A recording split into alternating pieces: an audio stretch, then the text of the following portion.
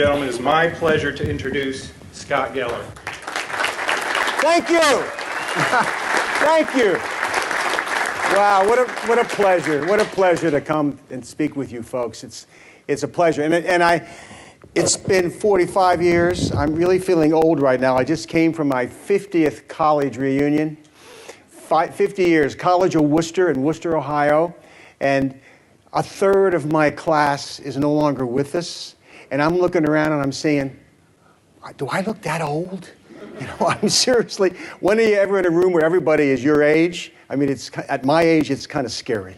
Anyway, thank you for coming. And how many have never heard me speak before? Never heard me talk? Oh, so a lot of you coming back. You returned, huh? Thank you. Well, let me just say, the one critique I get so often is, you went too fast, you got too much to say, you know, you didn't have questions. I have asked ASSE every year if I could have one of those hour and 15-minute sessions. They never give it to me, so it's an hour. And so I apologize right up front, but let me say this. I got a lot of information. I want to cover 25 paradigm shifts that I think we need to think about doing if we want to be better at reaching injury-free. And of course, my expertise is psychology.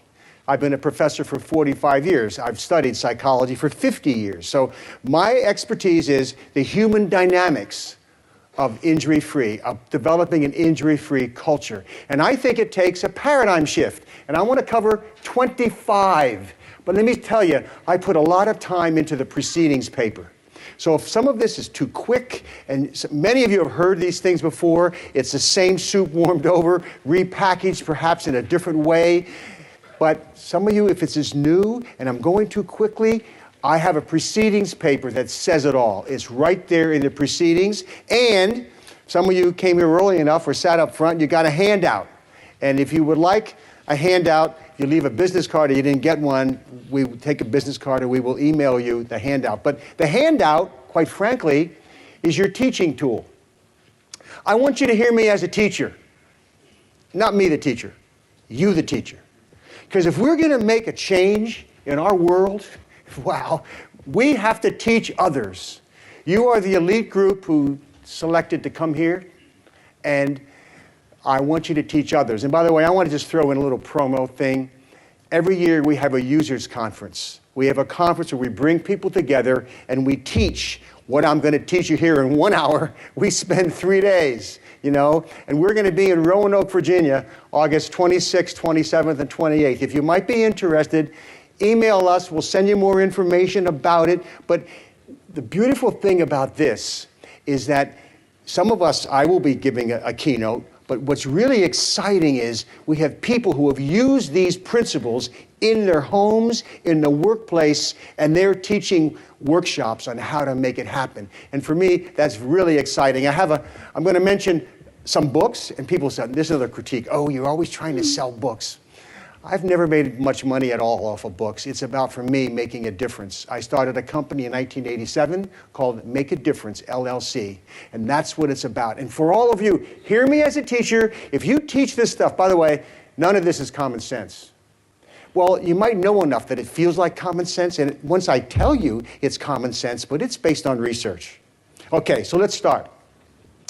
I have divided these paradigm shifts into 4 areas. I'm starting with the foundation, what it's all about, where we're coming from. And then I want to talk about how you can use these paradigm shifts. How do they relate to you living a selfie? And then I want to talk about how you can use it for others. So some of these paradigm shifts are based more on you, others on coaching others, and finally, how they relate to leadership. 25 different paradigm shifts. Now let me make it clear. The paradigm that we're shifting from is not wrong. Let me start. The foundation. On the left, B.F. Skinner. Behavior-based safety came from B.F. Skinner. And I started behavior-based safety in 1979. There's nothing wrong with behavior-based safety. But today, I'm telling you, it's not enough. So I'm not saying it's wrong. I'm saying we need to evolve.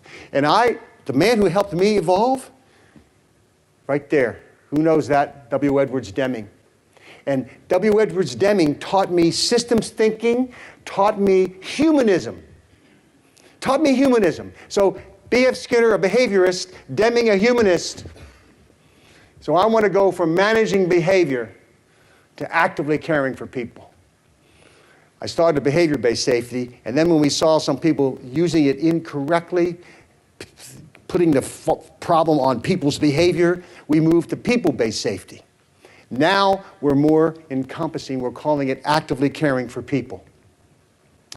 B.F. Skinner, one can picture a good life by analyzing one's feelings, but one can achieve it only by arranging environmental contingencies.